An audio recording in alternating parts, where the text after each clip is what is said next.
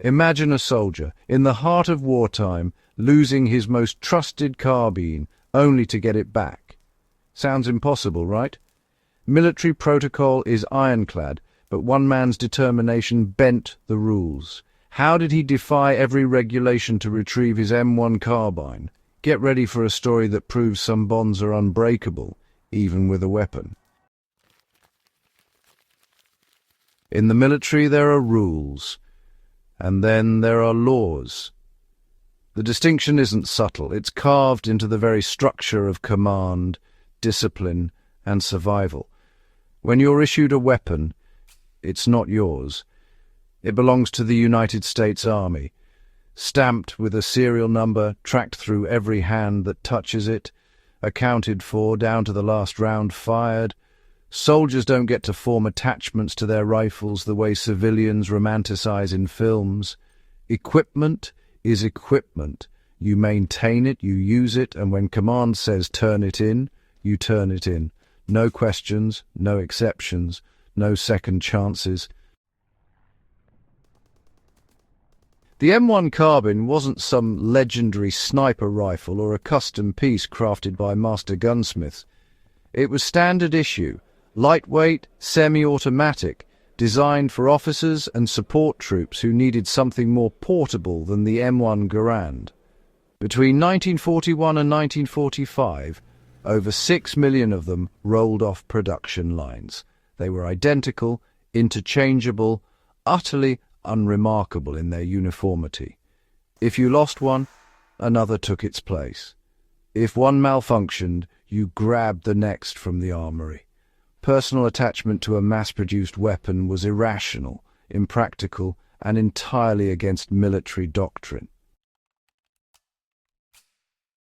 But in 1944, somewhere in the European theatre, one soldier didn't see it that way.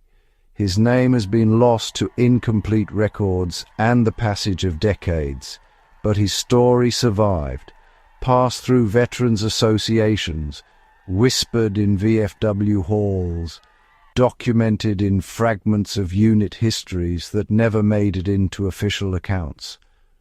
What we know is this. He was infantry, likely a non-com, assigned an M1 Carbine that became something more than government property.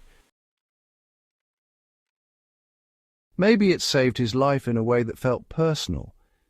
Maybe he'd modified it in subtle ways that made it fit his hands better, his rhythm of movement, his instincts under fire.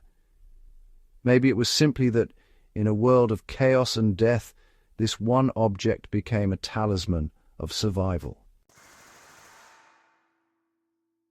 Then came the confiscation. The circumstances vary depending on which version of the story you hear. Some accounts suggest a rear echelon officer noticed unauthorized modifications, a slightly altered stock, a trigger pull that didn't match specifications. Others claim it was simple rotation protocol. Weapons cycled back for inspection and maintenance, redistributed based on need rather than individual preference. The reason didn't matter. What mattered was that his carbine, serial number known only to him, disappeared into the vast machinery of military logistics. Under normal circumstances, that would be the end. You salute, you accept your replacement weapon, you move on. The chain of command exists for reasons that transcend individual desires. In combat, interchangeable parts, including soldiers and their equipment, keep the machine functioning. Personal preferences are luxuries that cost lives. But this soldier didn't move on. What drives a man to challenge a system designed to crush individual will? Military psychologists would later study this phenomenon, the irrational attachment soldiers form to objects under extreme stress. That carbine represented more than firepower. It represented agency in a world where he controlled almost nothing. It represented luck that had kept him breathing when so many hadn't. It represented the only constant in an existence defined by chaos. His first attempts went exactly as military protocol dictated: nowhere. He inquired through proper channels. His squad leader told him to forget it. His platoon sergeant said the same with more colourful language. The company clerk showed him requisition forms that might as well have been written in Sanskrit for all the good they'd do. Weapons didn't have owners. They had serial numbers and assignment logs. Trying to track one specific carbine through the supply system was like trying to find a specific grain of sand on Omaha Beach. But he kept asking, and, in that persistence, something unexpected happened. The military runs on paperwork, and paperwork requires people. People who get tired, who get sympathetic, who sometimes bend just slightly when someone shows enough determination. There was a supply sergeant who'd been in combat himself and understood things the rear echelon brass never would. And there was an administrative clerk who saw the soldier's service record: 3 campaigns, 2 Purple Hearts, a Bronze Star, and decided that maybe, just this once, the rules could be interpreted differently. The search became detective work. Every weapon confiscated from the unit went to a specific depot. From there, they were supposed to be redistributed randomly. But, supposed to and actually aren't always the same thing. The depot kept logs. Imperfect logs, but logs nonetheless. Serial numbers, dates, destinations. Somewhere in those records was his carbine. It took weeks. While his unit moved through France, while the war ground forward, he spent every spare moment writing letters, making requests, calling in favours from people who owed him nothing but gave anyway because, something about his determination felt important. The paper trail led through 3 different supply depots across 2 countries into the hands of units that had already moved on. Then came the stroke of luck, or fate, depending on how you interpret these things. A depot commander, reviewing inventory before a major offensive, found discrepancies. Weapons that should have been redistributed were sitting in storage. Among them, one M1 Carbine with a serial number that matched a persistent request from a soldier who just wouldn't stop asking. The commander could have ignored it. Should have. By the book. Instead, he signed a transfer order.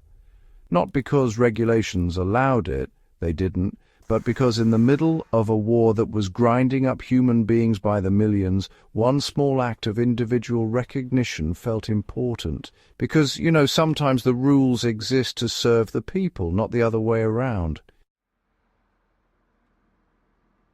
So, when that carbine made its way back, travelling in reverse through supply chains that, honestly, just weren't designed to work backwards, something shifted, not officially, of course, not in any way that would ever appear in after-action reports or, military histories. But in the quiet knowledge that circulated through the unit, one man challenged the system and won. He carried that carbine through the rest of the war, through the Ardennes, across the Rhine, and right into Germany. It didn't make him special, it didn't make him invincible, but it made him himself. A soldier who proved that even in the most rigid system ever designed, individual will still matters. In 2025, this story resonates not because we, romanticize weapons, but because we recognize the human need for agency. In any system, military, corporate, institutional, that treats people as interchangeable parts, the refusal to be reduced to a number becomes, an act of resistance, not rebellion, not defiance for its own sake, but the simple, profound insistence that individual experience, individual attachment, individual humanity just cannot be completely subsumed by collective necessity.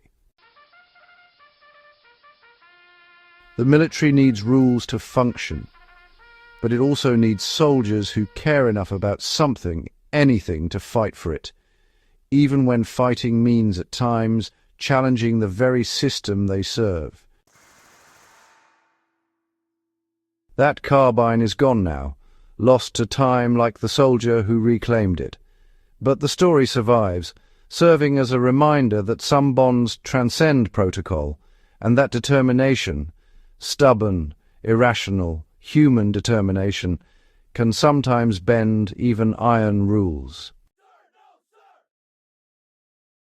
If this story of individual will against institutional power revealed something about human nature you hadn't considered, then, well, subscribe to Through Time. Share this with someone who needs to understand that even in the most rigid systems, humanity finds a way to assert itself. History isn't just about the big moments, it's about the small victories that prove we're more than numbers in someone else's ledger.